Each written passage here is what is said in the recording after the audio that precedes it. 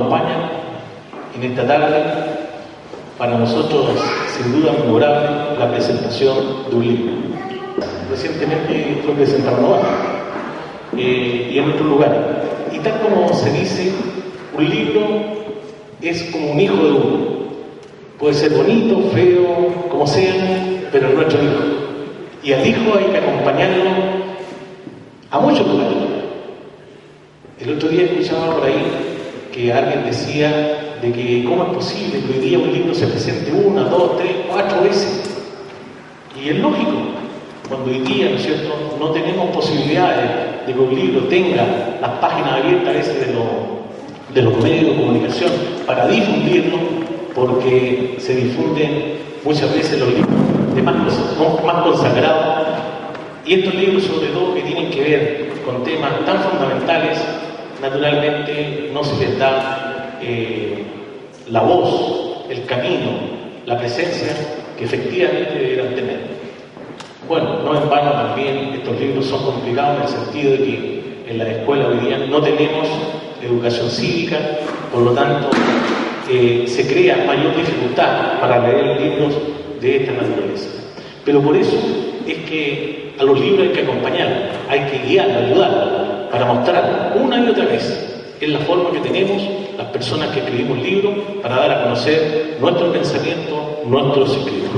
Vamos a presentar primero a don Marcos con la idea que no tengo entendido que usted ya leyó el libro completamente. Así que hizo un análisis. Él es catedrático también de la universidad, nuestra Universidad de La Serena, y va a ser quien abra este conversatorio, esta presentación de este importante libro. Dejo con usted a don Marcos. Bueno, buenas tardes.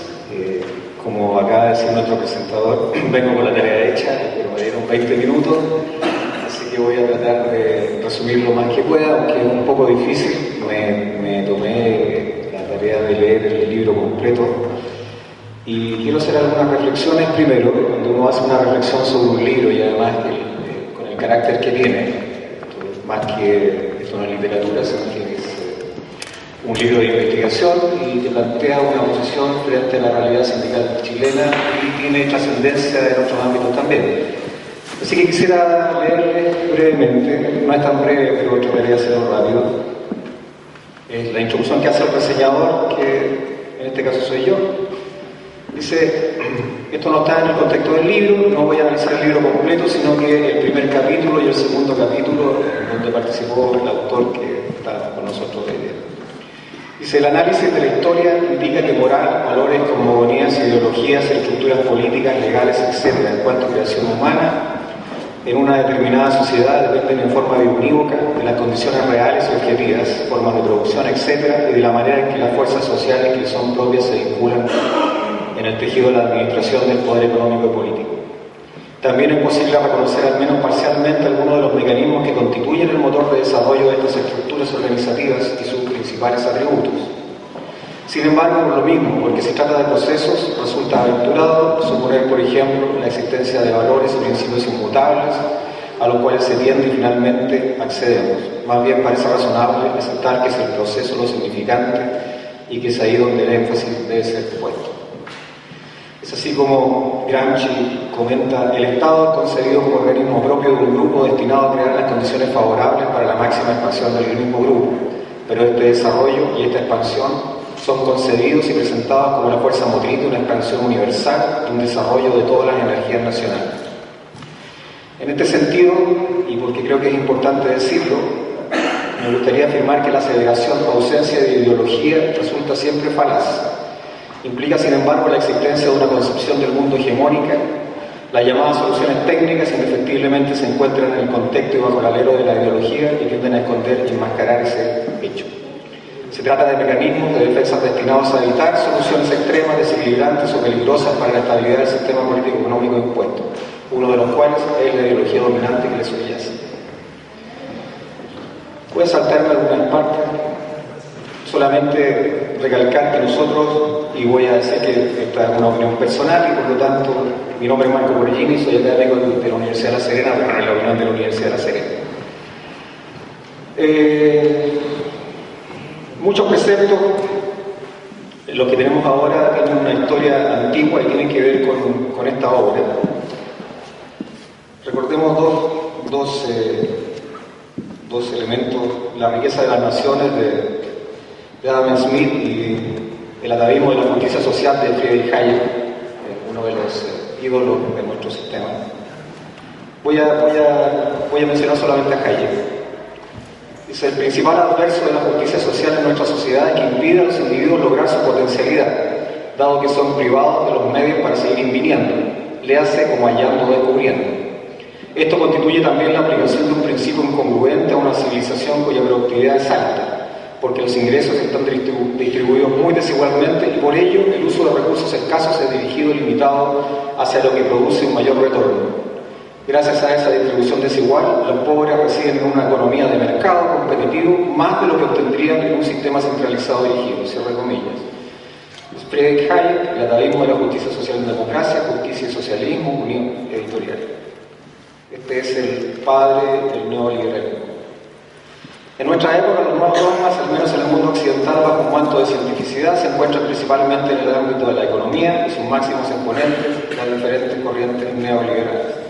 El neoliberalismo comprende como características principales el libre mercado, eliminar el gasto público por los servicios sociales, desregulación, privatización, eliminación del concepto de bien público, comunidad, aprovecha la oportunidad para diagnosticar que la excesiva regulación económica desestimula la libre circulación de bienes de capital, elementos necesarios para dinamizar el libre mercado. Ese es el escenario en donde este libro fue escrito.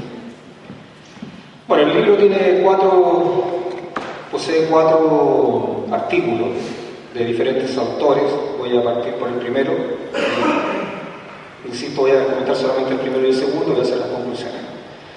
El primero es de Antonio Aravena, el conflicto laboral en Chile, perspectivas de análisis y tendencias emergentes. El autor dice: frente a la fuerza de integración y cohesión social que representaba la clase obrera, no aparece un sustituto que cumpla funciones similares. De modo más específico, en la crisis sindical vuelve más complicado plantear el tema de la identificación y representación de intereses colectivos. En este contexto, las formas de reclamo experimentan modificaciones, pues dejan de ser unificadas en las instituciones sindicales para transformarse en apelaciones directas al Estado, adquiriendo un carácter más defensivo y por tanto que tienden a la mantención del status quo. Y la ideología, junto con otras, en el artículo se destaca la posición posmodernista, que toma como punto de partida las teorías del fin del trabajo sobre la heterogeneidad de las ocupaciones, agregando en los 90 la idea de flexibilidad, pero desde un ángulo particular. Estoy parafraseando al autor. La fragmentación de carreras ocupacionales y biografías débiles desde el punto de vista teórico, argumentos como desestructuración de relaciones laborales en seguridad ocupacional, son conceptos recurrentes que servirán para sustentar dichas tesis. Se pone el acento en el pasaje de la sociedad laboral a la sociedad del riesgo, en donde los sujetos se mueven por intereses personales y los intereses colectivos pierden fuerza. Las situaciones de incertidumbre dejan de ser parte de una elección y pasan a ser una condición o modo de vida generalizado. Estas tesis, y aparece en el artículo, según el investigador Enrique de la Garza, mencionado por Antonio Aravena, se inclinan por pensar que la situación actual es mejor que la del pasado, donde predominan las estructuras burocráticas que limitan la libertad de los individuos. Bajo las nuevas reglas, los individuos tienen poca capacidad para influir en las estructuras. En este punto se insiste en que la capacidad de identidad de los trabajadores como resultado de la fragmentación de las ocupaciones. Vuelvo a insistir, no tiene el individuo capacidad para reaccionar. El autor de este artículo nos declara, sin embargo: pensamos que la heterogeneidad y la inestabilidad laboral, pudiendo obstaculizar, no impide constitución de sujetos sociales y la generación de acción e identidad colectiva. Sí, para el caso chileno hemos visto en anteriores estudios el desarrollo de nuevas estrategias y articulaciones sindicales en un contexto de profundas transformaciones. Pese a quienes declaran la irrelevancia de la acción colectiva en el trabajo, ella se produce y recrea frente a nuestros ojos con dinámicas y perspectivas muy diversas. A fines de los 90 fueron los trabajadores eventuales quienes constituyeron sindicatos en diferentes regiones. y sectores productivos, pese a las magras condiciones laborales y de protección legal. También cabe mencionar a los sindicatos de trabajadores contratistas de la minería o a las asociaciones de trabajadores temporeras y otros sindicatos más estables que han desarrollado interesantes estrategias, se recomienda. Surgimiento y desarrollo de los estudios del conflicto laboral en América Latina. El surgimiento y desarrollo de los estudios del conflicto laboral en América Latina se remite a los años 50 y 60, principalmente centrados en la figura del obrero y la situación del sindicalismo, y se estructura principalmente sobre la base de visiones heroicas e ideológicas, tal cual refiere el autor. Se destacan, siguiendo a Francisco Zapata, dos interpretaciones predominantes en el estudio del conflicto laboral en América Latina. Una que hace referencia a los factores económicos, como salarios y nivel de vida, y otra que mira los aspectos políticos que condicionan la acción sindical. Zapata, señala el autor, afirma que no existe una correlación entre épocas de recesión económica y luchas sociales, es decir, no se puede sostener que los conflictos en el trabajo aumentan en momentos de fricciones económicas. Lo que se observa es, contrariamente, que los sindicatos exhiben mayores niveles de combatividad en momentos de auge económico. Respecto de la situación de los conflictos laborales en Chile, se destaca que la transición política no implicó cambios en el modelo de desarrollo imperante, lo que obviamente incidió en la situación sindical y la degradación de las relaciones laborales. Este modelo ya consideraba desde sus inicios elementos tales como la apertura económica y de regulación laboral, la externalización de servicios de modalidad de subcontratación, etc., elementos que obviamente tuvieron un impacto importante en la organización sindical.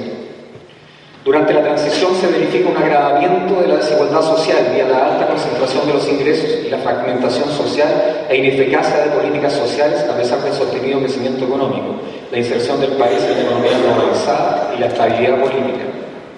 Sin embargo, se indica en este primer artículo que durante la segunda mitad del decenio recién pasado, 2007, la afiliación sindical y la conflictividad han experimentado recuperaciones. En 2007 el 14,8% de los trabajadores asalariados, que es muy poco de todas maneras, se encontraban afiliados a sindicatos. Sin embargo, se indica que esta incidencia, aun cuando es alta en el sector público, es baja o nula en el privado.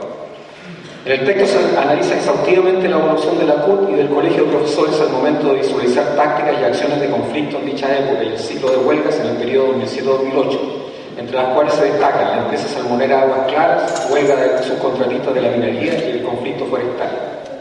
Se destaca además la constitución de nuevas confederaciones, Confederación de Trabajadores Contratistas, USINFA o Unión de Sindicatos Forestales, etc. Por otro lado, se deja de manifiesto que los conflictos del sector privado instalan demandas relativas al perfeccionamiento del marco legal que regula la negociación colectiva y constituye un ejemplo de articulación, a pesar de las dificultades para la creación de nuevas organizaciones. Así concluye este primer autor: el sindicalismo se ha instalado nuevamente en el país como actor relevante, cierre comillas. El segundo artículo es el movimiento de los trabajadores contratistas de Codelco, una experiencia innovadora de negociación colectiva, de Daniel Núñez, que es la persona con la que estamos dialogando hoy día. El año 2007 emergen conflictos laborales atípicos, Bosque Arauco y Corporación de Desarrollo del Cobre Codelco. En este sentido, y en la hipótesis del autor, el movimiento de los trabajadores contratistas de Codelco inicia una innovadora estrategia de negociación colectiva, huelga general en el año 2007. De causalidad combinada y coyuntural se funda tanto en el papel central que esta actividad juega en la economía chilena, en la bonanza del precio del cobre, como en las prácticas de estos trabajadores.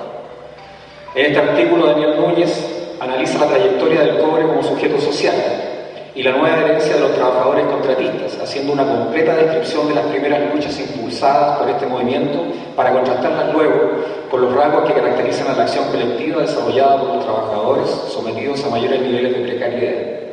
Reconstruye además los principales acontecimientos que dan vida a la huelga del 2007, haciendo hincapié en aquellos aspectos que resultan decisivos para el desenlace de la paralización. Para contextualizarse, hace un breve, pero no por eso menos profundo análisis del proceso histórico que vive el sindicalismo en el área cuprífera a partir de la creación de los minerales del Teniente, 1912, Chuquicamata, 1915 y Potrerillos, 12 años más tarde, y del papel jugado por las compañías extranjeras Anaconda Cooper Corporation, Brady Cooper Company en su manejo y explotación. Se revisan las primeras huelgas de 1938 previas a la creación del Frente Popular, pasando por la fundación de la Confederación Nacional de Trabajadores del Cobre en 1951 hasta la Ley del Nuevo Trato en 1955. Se hace notar cómo las demandas finalmente trascienden las luchas sectoriales, transformándose en exigencias de tipo nacional, incluidas aquellas relativas al rol que debe jugar el Estado. El sindicalismo cuprífero en tiempos del neoliberalismo. Es de todos conocido que a partir de 1976 y dada la nueva situación política de facto, se promueve el ingreso de inversiones extranjeras, dando inicio a un proceso de desnacionalización de las riquezas mineras, lo que obviamente incluye una nueva legislación del trabajo eficiente a este propósito. En 1983 serán presentes las primeras expresiones de descontento laboral. En el artículo se nos muestra la mirada de diferentes autores respecto del papel de los mineros en este proceso. Comillas, cito: su acción ha estado objetivamente lejos de cerrarse en un corporativismo estrecho, sino que su centralidad social y política ha jugado un papel en la mayor parte de las veces favorable a la mayoría del país. Esa es una declaración de Oscar McClure, contrastada con la siguiente: la acción sindical de los mineros ha conservado un carácter corporativo más comprometido con el apoyo de mejores condiciones de vida, salarios y prestaciones, que un apoyo a determinadas corrientes ideológicas o políticas. Francisco Zapata. Pueden ver la diferencia entre los dos investigadores. En este sentido, el autor comenta, comillas: en relación a esta polémica, podríamos concluir que en ciertos periodos históricos el protagonismo económico reivindicativo de los trabajadores del cobre se enlaza con las luchas del conjunto de la clase trabajadora e incluso con demandas nacionales, como fue la nacionalización del cobre y el movimiento por la recuperación de la democracia en los años 80.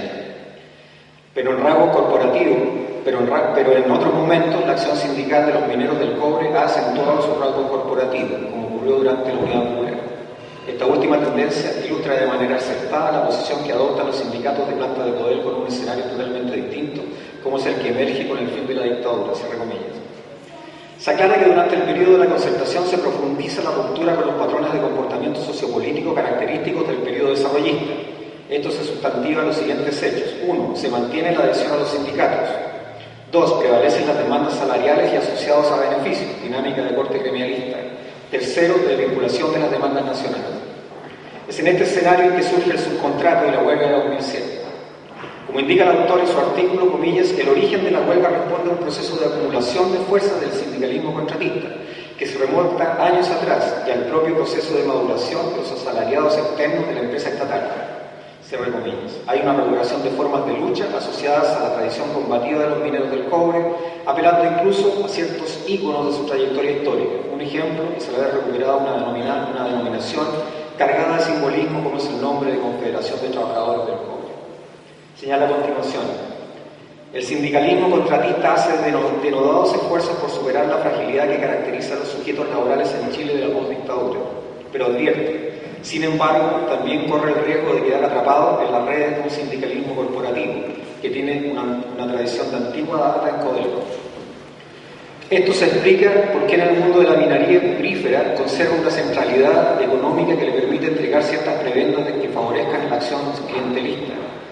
La clave para superar este peligro reside en la capacidad que tenga el movimiento contratista de vincular su justa lucha reivindicativa inmediata con aquellas demandas que empalman con el resto de la clase trabajadora chilena y que incluso interpretan a las grandes mayorías nacionales, sobrepasando las fronteras de clase. Un caso emblemático es la exigencia por la nacionalización del cobre, que está relacionada al sector minero, pero que expresa también la utilización de estos recursos en bien del conjunto del país. Conclusiones. A muchos decenios de comenzado el experimento neoliberal en el mundo, una cantidad más que suficiente de hechos objetivos de toda índole, políticos, económicos y sociales, permiten refutar la validez del modelo de desarrollo global. A la vista no, a la vista solo de los magros resultados de su aplicación en materia social, sobre todo en los países en vía de desarrollo.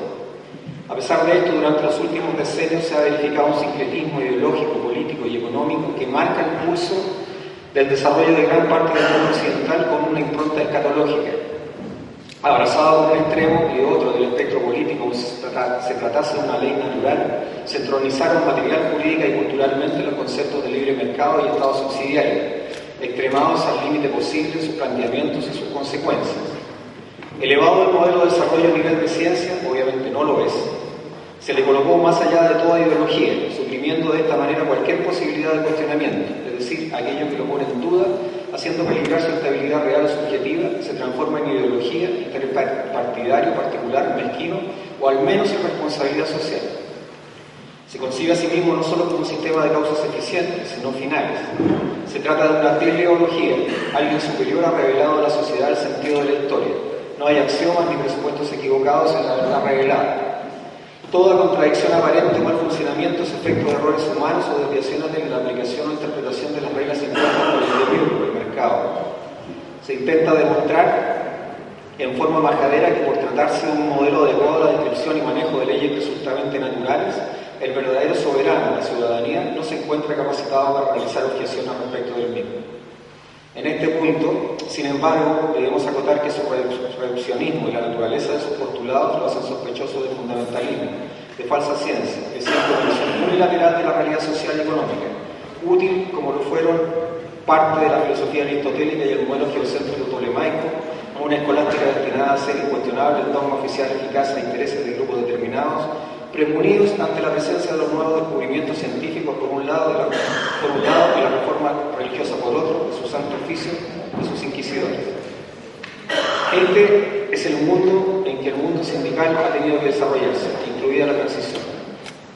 Este libro, El renacer de la huelga obrera en Chile, cuyos autores son Antonio Aravena, Perspectivas de análisis y tendencias emergentes, Daniel Núñez, El movimiento de los trabajadores contratistas de Codelco, una experiencia innovadora de negociación colectiva, Rolando Álvarez Vallejos, Desde fuera y dentro de la institucionalidad, La huelga del salmón y las nuevas estrategias sindicales en Chile 2006 y 2008, y Nelson Ruminot, La huelga en el forestal Arauco, de las acciones sindicales al forzamiento de la negociación colectiva en interempresa, no solo es una lectura necesaria, sino imprescindible y necesaria para romper el cerco de la unilateralidad, no solo porque devela en sus páginas de manera seria y profunda la verdadera naturaleza de los problemas y aciertos del sindicalismo chileno, sino porque sus autores bosquejan caminos y alternativas que esencialmente recuperan una forma viva de mirar la sociedad, principalmente la historia. Demuestra que no basta hacer taxonomía de los procesos históricos, cuestión a la que nos hemos visto enfrentados desde ya hace muchos decenios, y que parte importante del motor de cambio y por lo tanto del movimiento del ser social es el conflicto, que además no revela sino otra cosa que las contradicciones de nuestras propias construcciones. Por otro lado, muestra que en el ejercicio de la práctica es posible descubrir los caminos que hacen viable el cambio, incluso ante aquello que se propugna inevitable e intransformable. Voy a terminar con una frase de Sartre. Dice: las situaciones históricas varían. El hombre puede nacer esclavo en una sociedad pagana, o señor feudal o proletario. Lo que no varía es la necesidad de él de estar en el mundo, de estar allí en el trabajo, de estar allí en medio con los otros y de ser allí mortal. Los límites no son ni subjetivos ni objetivos, o más bien tienen una faz objetiva y una faz subjetiva. Objetivos porque se encuentran en todo y son en todo reconocibles, subjetivos porque son vividos y no son nada si el hombre no los vive, es decir, si no se determina libremente en su existencia por relación a ellos. Y agrega: el hombre es el único que no solo es tal como él se concibe, sino tal como él se quiere y como se concibe después de la existencia. El hombre no es otra cosa que lo que él se hace. Cuando decidimos que el hombre es responsable de sí mismo, no queremos decir que el hombre es responsable de su estricta individualidad, sino que es responsable de todos los hombres, cierre comillas. Y para terminar, además de felicitar al autor y a todos los demás autores de este libro, y agradecer además al ICAL por haberme invitado a esta ceremonia, me permito agregar que lo que dijo Sartre finalmente es nuestra decisión y por tanto nuestra responsabilidad respecto del papel histórico que jugará.